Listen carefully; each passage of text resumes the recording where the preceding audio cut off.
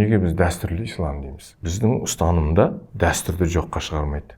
Қазір қанша ағымдар пайда болды ғой, жаңағы айтып отырмыз ғой. Деструктивті ағымдар салт дәстүрдің барлығын деп айтсақ та болады, көпшілігін ол дұрыс салт дәстүрлерін жоққа шығарады. Бұл бидағат дейді, бұл шірік дейді, серік, Аллаға серік қосу дейді, жоқ олай емес.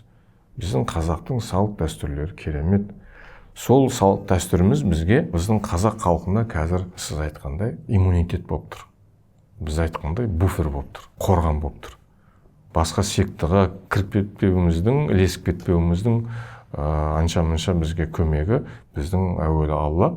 Осы Құдайға шүкір, біздің салтымыз, дәстүріміз, әдеп ғұрпымыз бізге өте үлкен сол жәрдем болып жатыр. Салт дәстүрді ұстанатын, жақсы білетін адамдар ол жаңа сектелерге, әртүрлі деструктивті ағымдарға кірмейді. Өйткені ол біліп тұрады, сезіп тұрады.